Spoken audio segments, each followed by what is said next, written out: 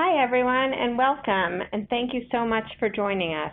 It's so nice to see so many familiar names, and to those we don't yet know, so nice to virtually meet you.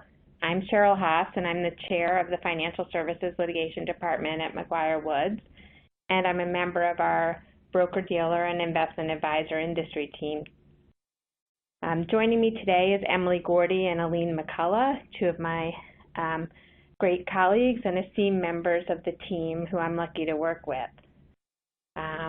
With the rapid development of the year, we thought it would be helpful to put together a what to expect series of CLEs to help provide those of you in need of CLE credit who ordinarily obtain those credits from conferences that have been canceled, and of course to try to anticipate what to expect in the coming months given the coronavirus work from home changes as well as the market volatility, combined with FINRA and SEC rule developments surrounding CAT and Reg BI. Just some housekeeping before we get started. You'll see a Q&A function on your screen, and please ask us questions. We will try to get to them during our program, but otherwise we will respond after. We will also provide you CLE certificates following the session, and feel free to forward the sign up for other webinars in the series to others in your organization as well.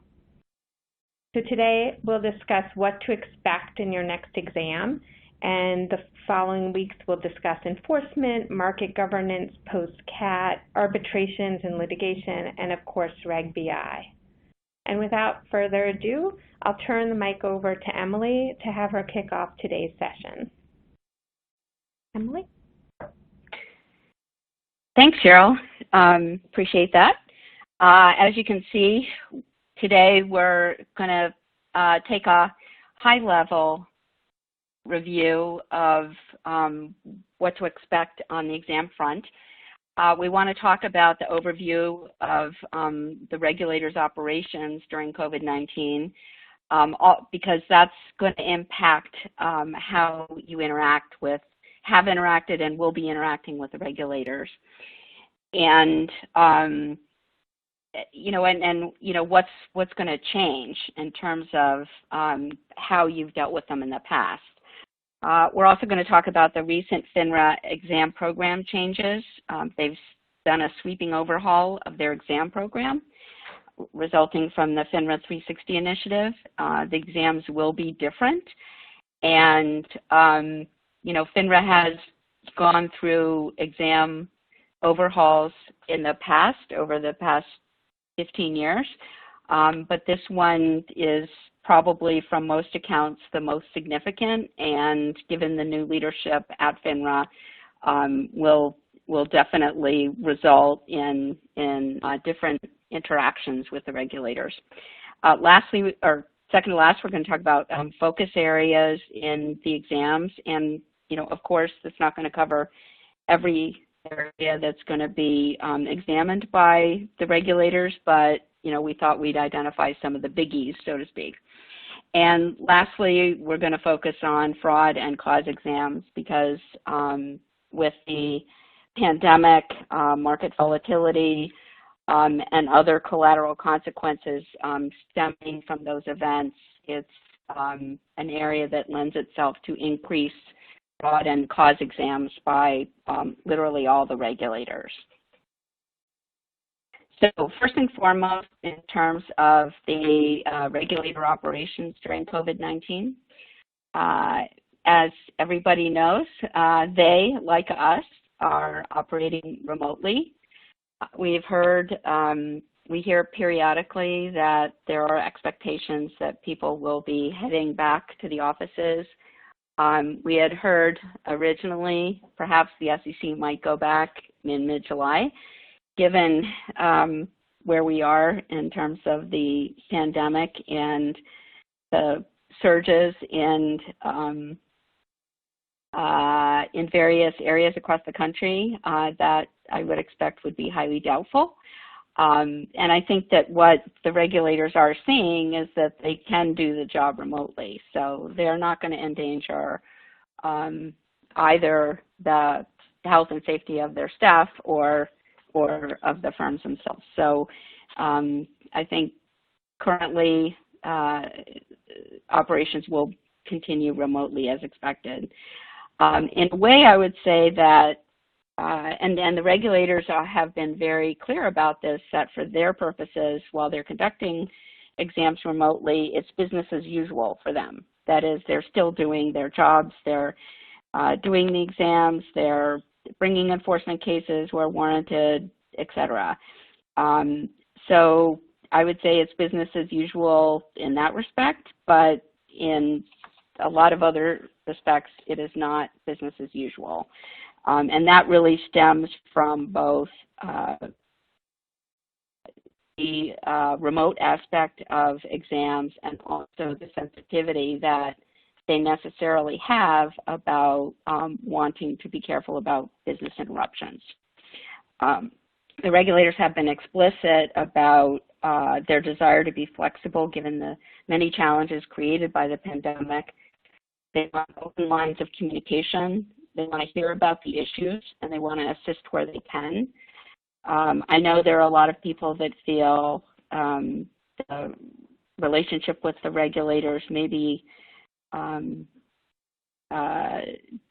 just by its nature adversarial, but what we have seen and how we counsel our clients is that, and what we were hearing from senior management at the various regulators is that they really want to know what the issues are and how they can assist. They can't debate and make decisions and evaluate areas where relief might be necessary if they don't have the information on what the issues are and what the concerns are in the industry. And so just as an overview, what we'll talk about in various aspects today is that there's definitely a balance of looking for ways to be flexible with firms, but necessarily ensuring that investor protection is a primary goal if there is a risk situation. But that said, they intend to be flexible. In terms of the key areas overall that we view as being of paramount importance for the regulators, one, the most risk frauds designed to take advantage of the pandemic, and we'll talk about that later. Those are often referred to as opportunistic frauds. We've seen them for decades whenever there is any kind of event, whether it is a, hurricanes, earthquakes, what have you. There are always people that will take advantage of those situations to try to enrich themselves. And so these opportunistic frauds are, we've already seen them in terms of the pandemic and the market volatility, and we expect the regulators to be focused on those as well. Secondly, ensuring that firms are vigilant to identify and report suspicious activity. Third, ensuring that that they understand the financial operations and business continuity of firms. If, with the market such as it is and the financial crisis that's been associated with the pandemic, regulators, this feeds into an issue that they are always concerned about in times of financial crisis, which is how are the firms doing? How are their financial operations? What's their liquidity? What's their business continuity? So those are, from a high level, areas that we are sure that they will be focused on.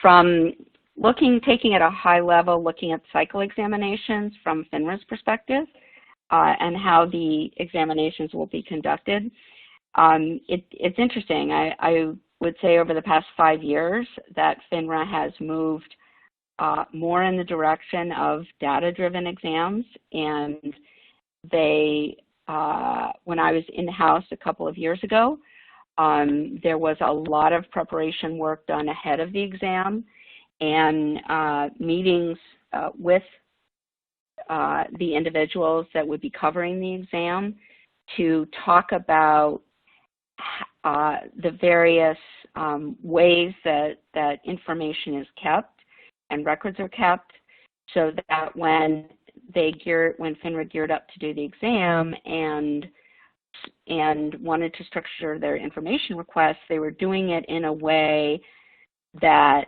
aligned with the way that that particular firm kept their records, kept their information, and would make it smoother for both the firm and FINRA.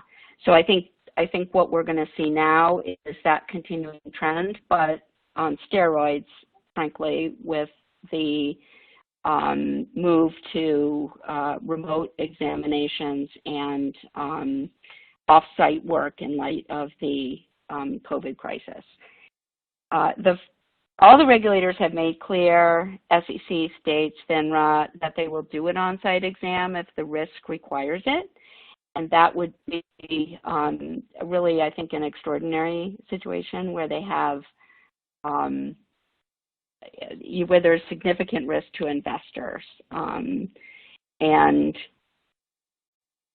even if they were to conduct an on-site exam in those circumstances, they've made clear that they will take whatever steps they need to do to ensure that the health and safety of the exam staff as well as the on-site firm staff. So I see that as a very rare circumstance, but you know, it's out there if the situation demands it.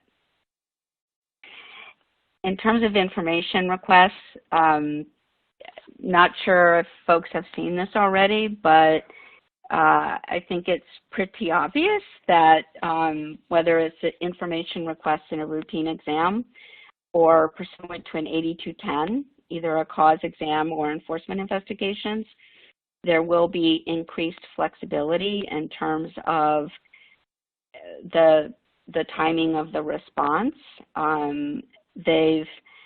You know, we would counsel our clients to, if you need an extension, ask for one early. And also, so there's really two aspects to the information requests and to the flexibility. One is the timing of the response, and the second is what actually will be produced.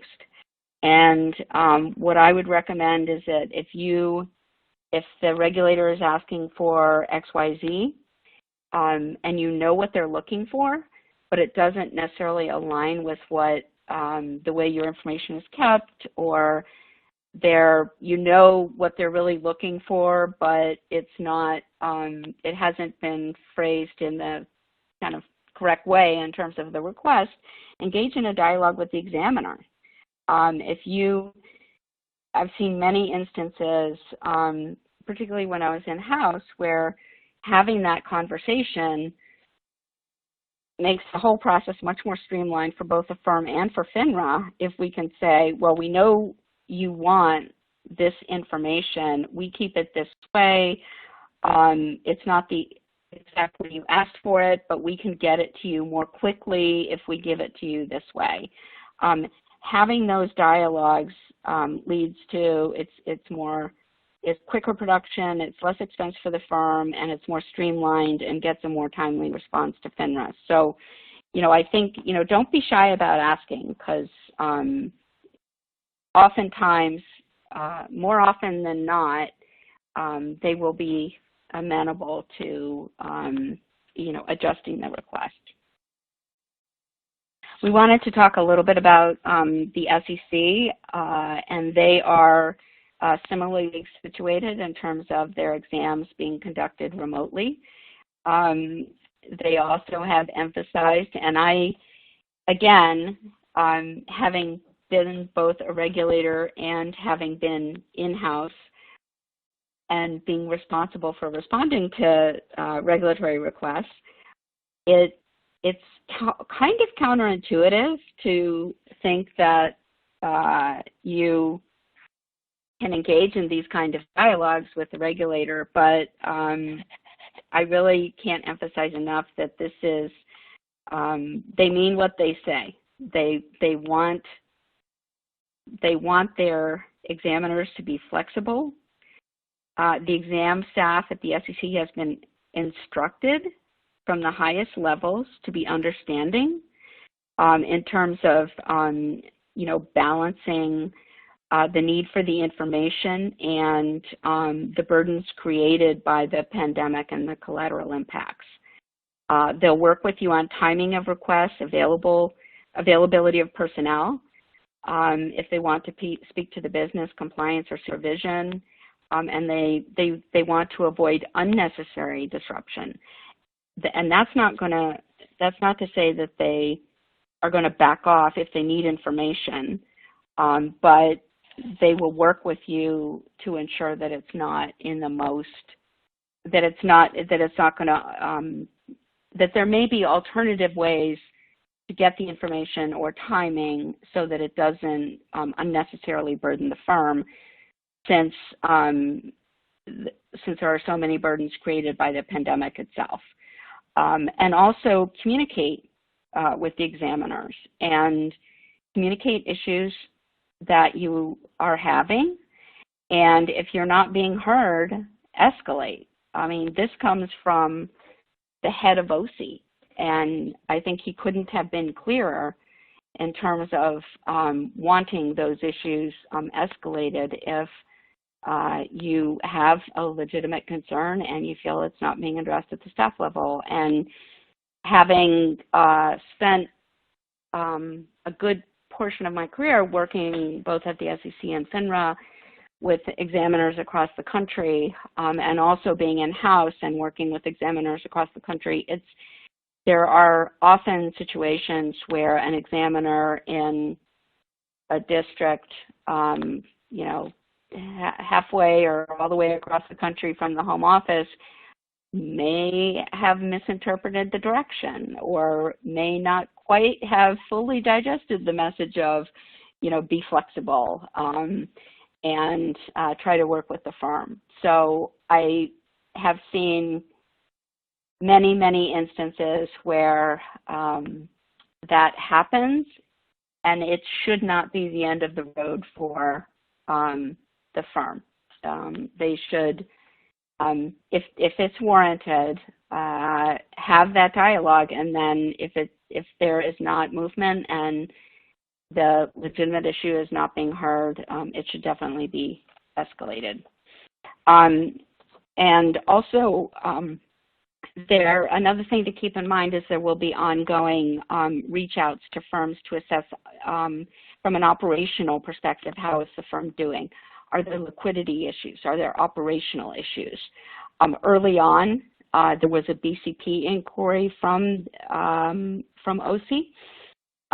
It was just that, an inquiry. They wanted to know, they needed to know, how were BCPs working? How were the firms dealing with the crisis? I mean, we had the pandemic, we had the work from home immediately, and then the market went crazy in terms of volatility. And there was definitely confusion, and as we understand it, one district office actually put the request in writing to firms that it was making the inquiry of, and that kind of really blew everything out of proportion. And from the top level management of OC, it was meant to be an informal inquiry to understand what firms were seeing, and for the government, for the regulator, to be educated about BCPs and how they were working. It was not to identify concerns. It was not to be a formal request. It was supposed to be a dialogue. That was quickly de-escalated by Pete Driscoll, the head of OC. So I would expect more of that as we go on in terms of just wanting to have that dialogue with firms and understanding what's going on. And lastly, I would say, and this really applies to all of the regulators, is document. If the firm is unable to implement certain procedures because of COVID challenges, document the issue, document how you tried to solve it, document if you couldn't solve it, whether there was a workaround. Don't just say, we couldn't comply with this firm procedure because of COVID. Because when the regulators come back in for an exam, even a year down the road or so, it's going to help to have the more detailed conversation about what the issue was, how the firm identified it, how they attempted to resolve it, whether they were successful, and then what path they determined to go forward on, notwithstanding their ability to not comply 100% with a particular designated procedure. And those kinds of documented details are huge and will go a long way to mitigating concerns by the regulator going forward. And they're contemporaneous in time, and much better to have that information contemporaneously and then be able to show the regulator whenever, if the issue ever comes up in a subsequent exam. I also wanted to mention another issue that came up, and that is reliance on regulatory relief. There has been a number, both from the SEC, FINRA, the states, where they've issued regulatory relief in terms of making adjustments in terms of compliance obligations. And they routinely include conditions that need to be met. But we heard from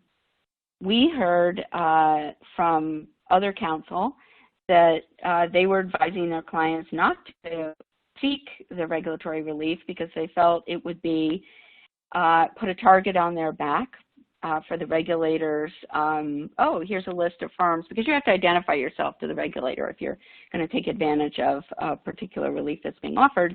And there was a concern by some counsel that that would be a roadmap to areas to be investigated at a later date. And I wanted to highlight this in particular because we heard directly from the head of OC that who also had heard that noise on the street, that either it would be a regulatory target on the back for future exams, or it would be indicative of a defective BCP. And his reaction could not have been clearer. That was absolutely not the case. They were giving the regulatory guidance, and if the conditions are being met, they intended firms to take advantage of it, and it is not a gotcha situation. And I wanted to move on to the recent exam changes. The reason I wanted to highlight these were announced in mid-December for the overhaul of the FINRA exam department. And while it was announced before the world kind of fell apart with everything that happened in March and changed the way we are currently working, given the fact that it was announced right before the holidays and beginning of the year stuff and then COVID, I wanted to make sure that some key points didn't get lost in all of the chaos. And so I wanted to highlight the goals. The goals for the reorganization of the FINRA exam department, it was to create, it was the result of FINRA's 360, and they really wanted to create one exam, so firms wouldn't have to deal with 3 separate exams. The idea also was to better focus with targeted expertise on the exam staff, and also to have their expertise be keyed into and developed both on the business side and also on the firm itself, both for risk monitoring and the exam function. There's also a single senior person to receive escalations.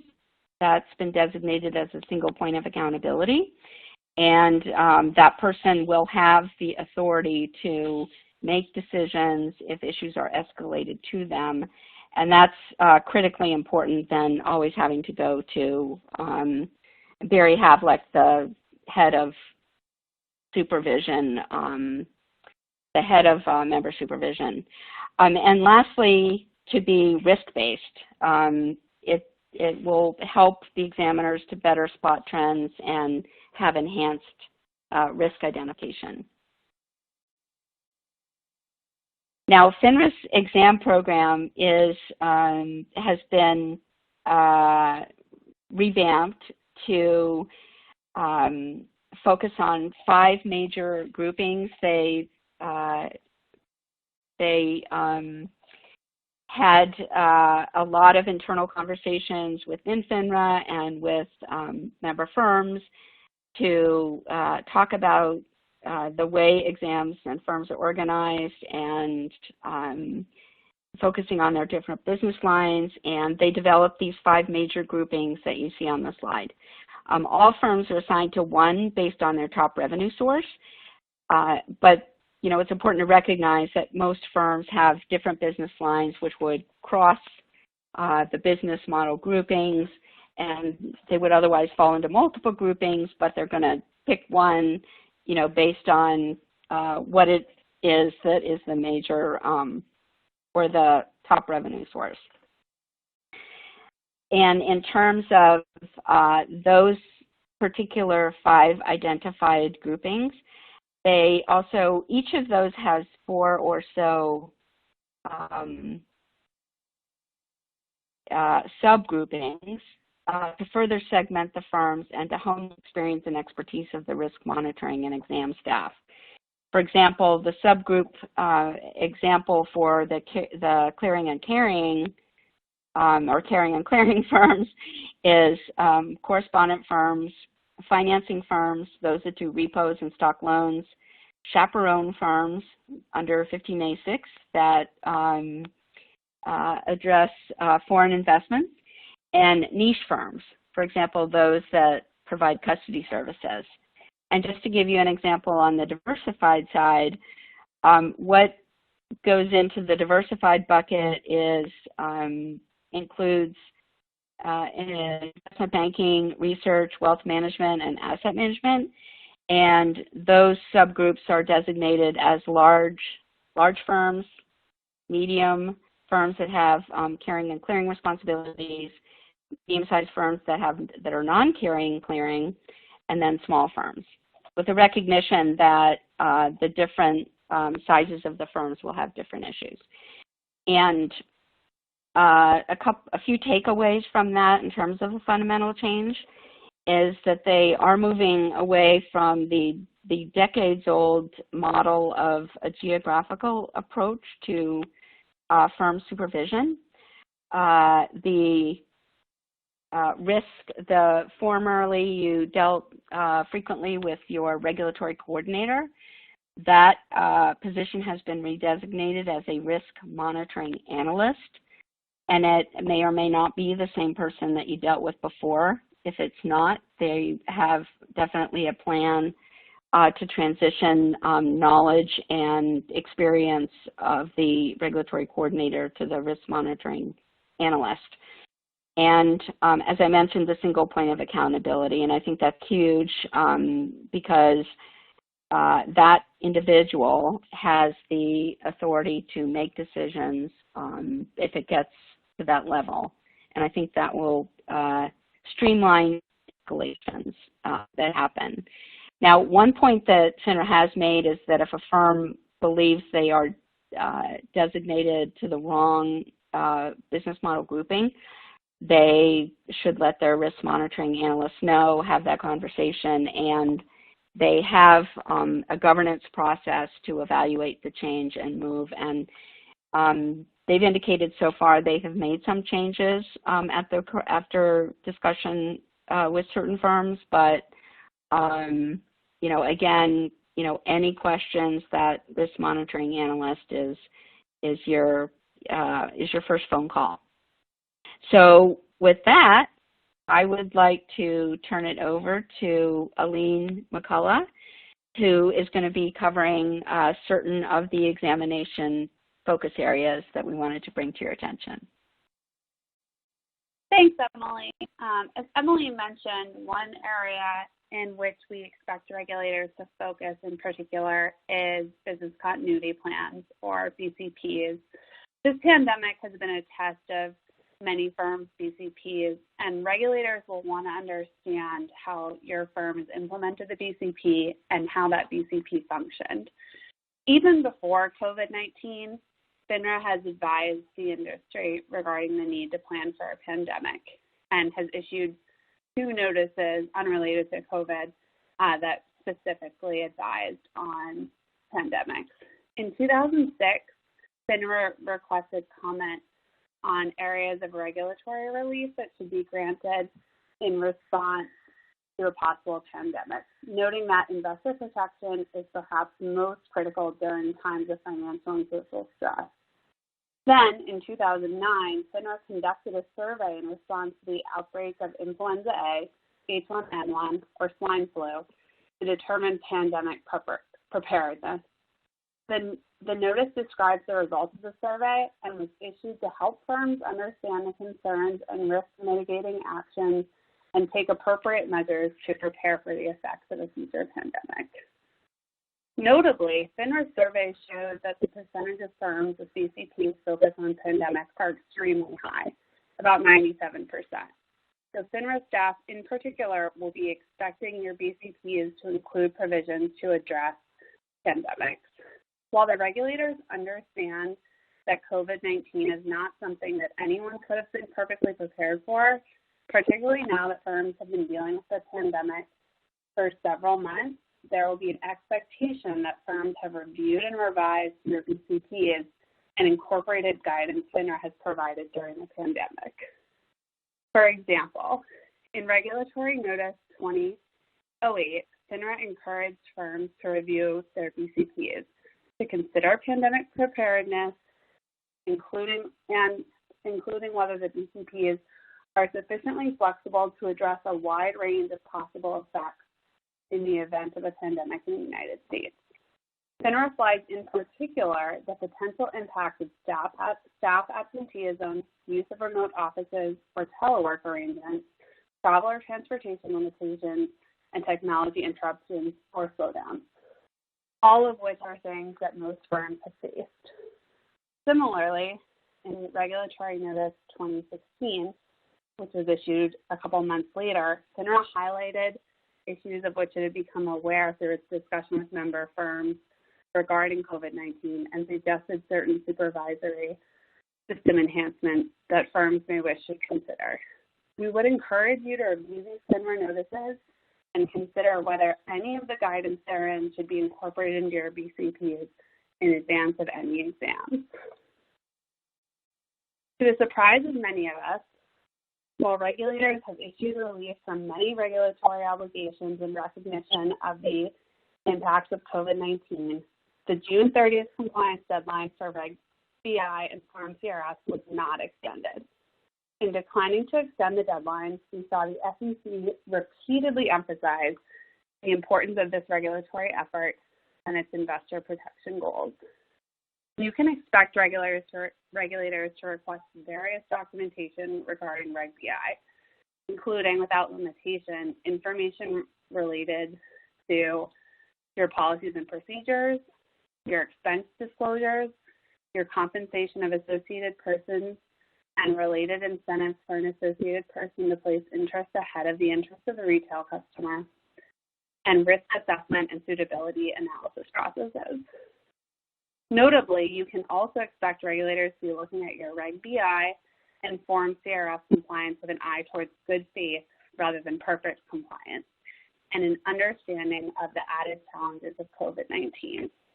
The initial exams that focus on Reg BI and Form CRS will also be an education for regulators as they seek to gather information on best practices, common questions, and common challenges. There are a few aspects of Reg BI on which we expect regulators at both the federal and state levels to express particular interest. For example, the SEC issued an FAQ that clarified its stance that the use of advisor, OR, or advisor, ER, in the name of a non-dual registrant broker-dealer or its associated persons would, quote, be presumed to violate the disclosure obligation under Reg BI, absent special circumstances, such as regulatory category, such as a commodity trading advisor. The SEC, therefore, will likely be very skeptical of any non-dual registrant firm that has retained the advisory designation in its name. Notably, while the SEC and FINRA have indicated that enforcement actions with respect to Reg BI will unlikely be initiated within the first 6 months of effectiveness, we would expect them to pursue any non-Reg BI violations, even if they are uncovered in connection with their review of Reg BI-related materials. This would include, for example, suitability. A word of warning, we do expect certain states to be aggressive in reviewing for Reg BI compliance, and we have had no indication that the 6-month hands-off approach that the SEC appears to be adopting would similarly be adopted for the first 6 months. We will be discussing Reg BI and Form CRS in much more detail in a separate webinar, so please tune in on August 5th, where we focus on these compliance obligations in particular. With that, I'm going to turn it over to Cheryl, who will be covering cybersecurity, fraud, and certain other matters. Thanks, Elaine. Okay, so cybersecurity, of course, has been a focus of FINRA and the SEC for a number of years, appearing on exam priority letters, risk alerts, and exam finding reports. This issue has also been a priority for state securities regulators. This year, as firms were thrown into the midst of the new work from home, and almost everyone is now remote still, using their home networks, the regulatory concerns regarding cybersecurity have only increased. During upcoming exams, expect that you'll be asked how your firm has addressed the increased cybersecurity risks that naturally occurred by moving to the work from home environment. Things that the regulators may be looking for include, was there additional training or testing of your teams for awareness of phishing attacks? Were there regular updates of your networks with the necessary security patches?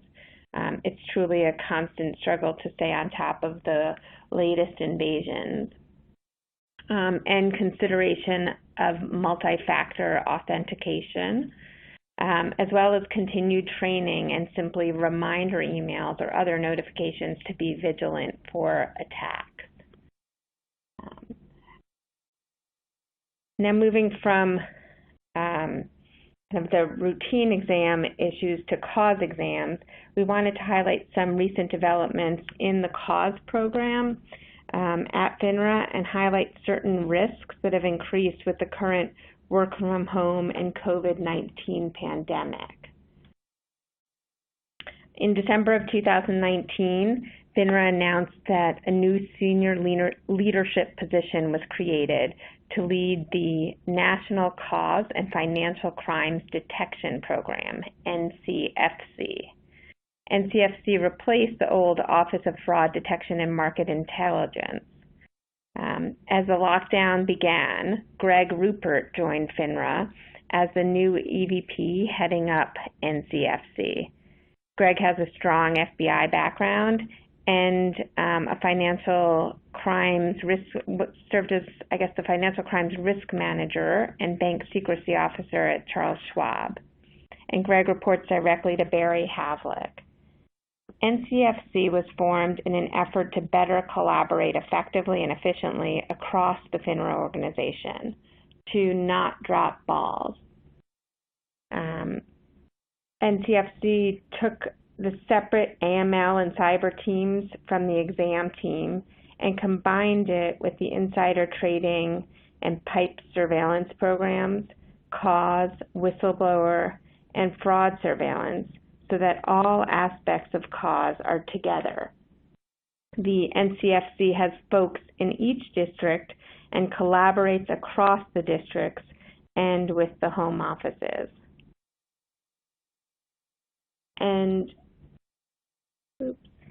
with respect to COVID, FINRA established a COVID-19 task force on March 23rd. It was created and chaired by Greg Rupert, and the task force is cross-departmental, so it includes enforcement, corporate finance, and other FINRA departments, and it focuses on insider trading, fraud, micro-cap market issues, Ponzi and pyramid schemes, senior investors, and of course, cybersecurity. The SEC has also created their own task force focused on COVID.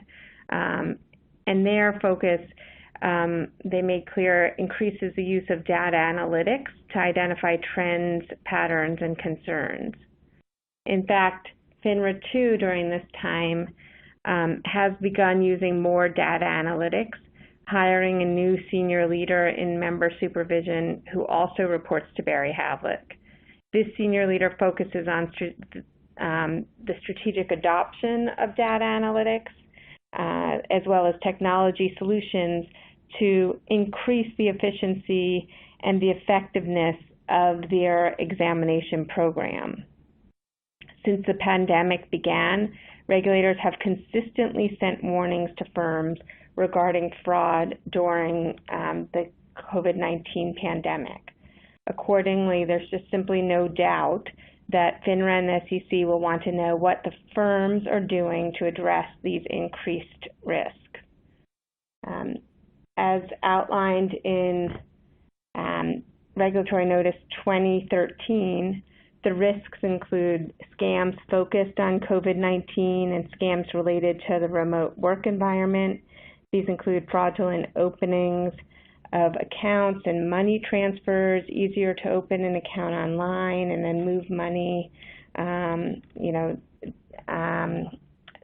Obviously relates to other fraud as well. Expect the examiners to ask, what are your policies and procedures? What does the firm have in place to monitor fraud? And depending on the size of the firm, does the firm have a centralized review of COVID issues? For instance, do you have your own COVID-19 task force? I think that for the larger firms, the regulators will be looking for a cross-functional group to identify and address new issues arising during the pandemic in order to more effectively resolve issues. And I think in this regard, most firms do have sophisticated surveillance programs, so you need to use them. Analyze your data in a similar manner to how the regulators are reviewing and identifying issues. Have you identified red flags in your data? If so, try and get on top of it, because with the increase in analytics that FINRA and the SEC are using, expect that they are going to find these issues as well. So at least if you could show that you're working on whatever you've found, that would be helpful. Also, FINRA has told us now that they have a number of report cards, they'll make them available to you all. And these report cards relate to trade execution.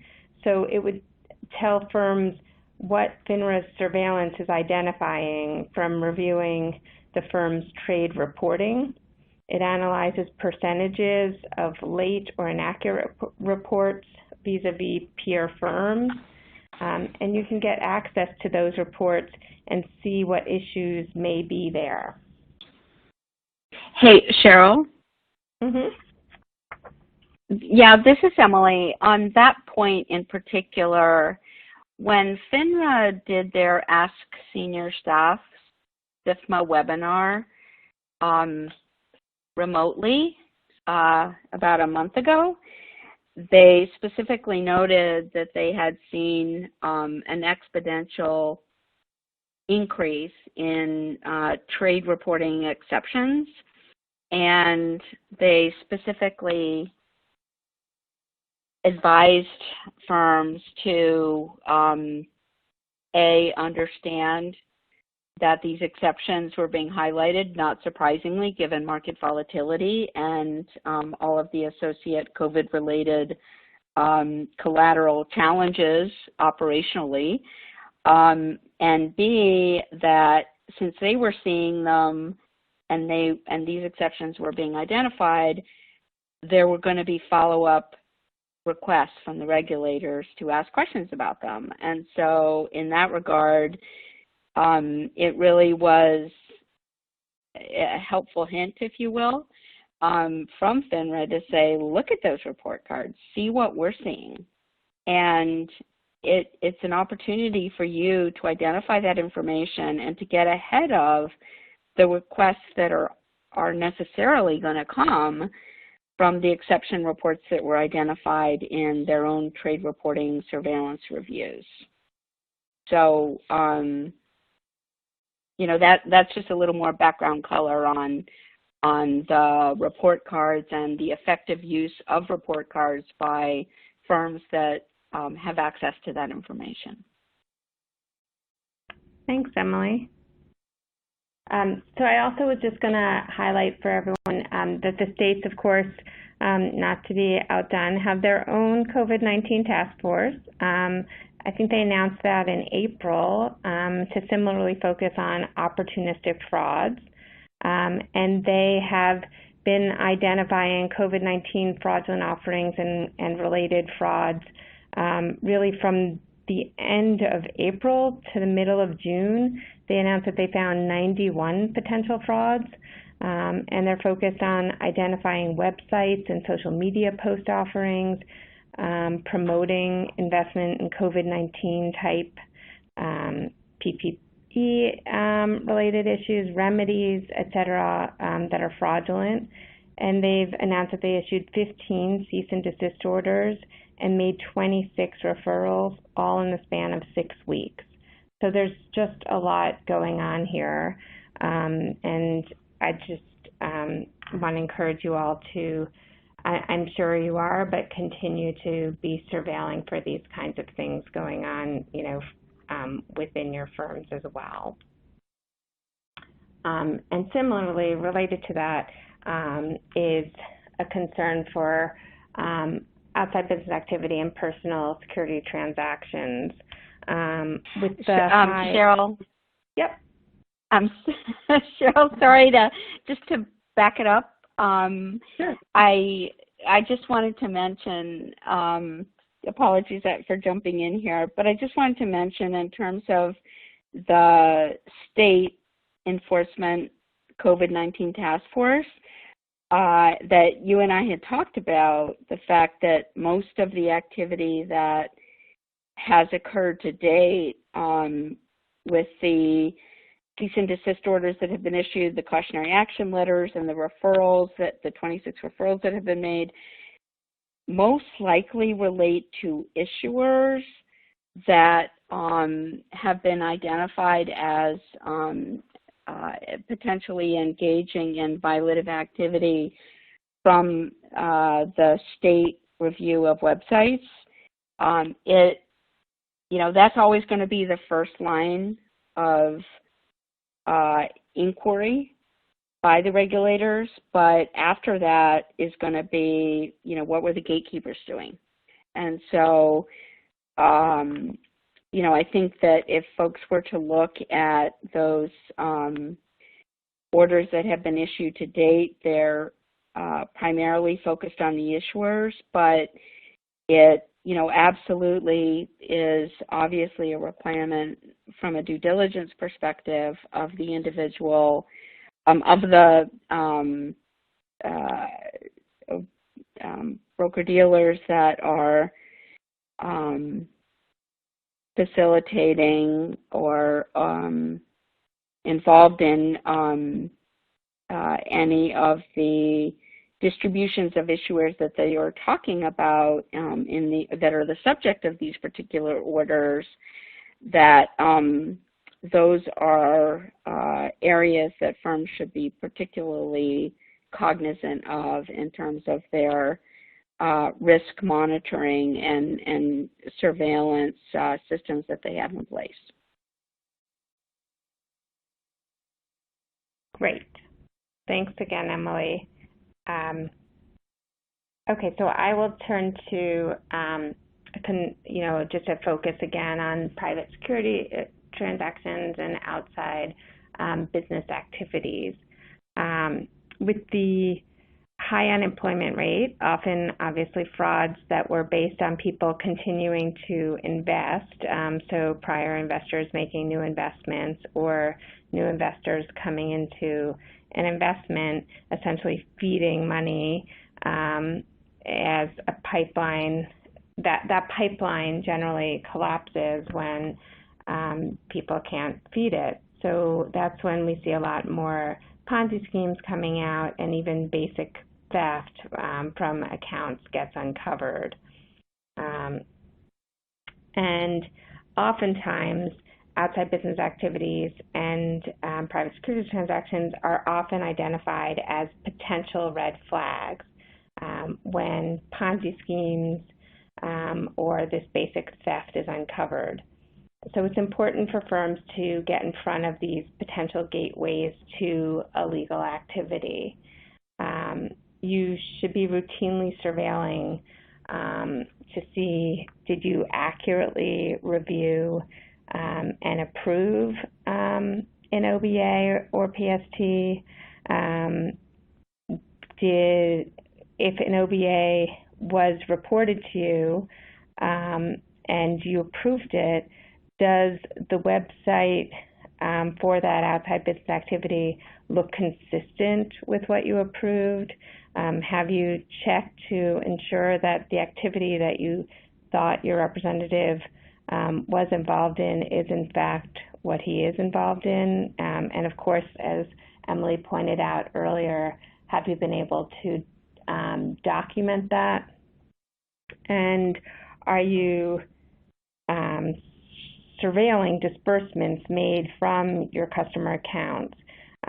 This again is more along the lines of basic theft, but look at your third-party wires and look at your disbursement procedures as well. Another risk area for frauds can be found in private placement offerings. In this regard, FINRA just issued Regulatory Notice 2021 on July 1st, reminding firms of their obligations regarding communications with the public when creating, reviewing, approving, or distributing retail communications concerning private placement offerings. Here too, FINRA says that they review the new offering filings that they receive from their member firms via analytics, and they conduct risk-based reviews of them. So I encourage you to review that notice. If it slips by you, just given the timing that it was right before the July 4th holiday.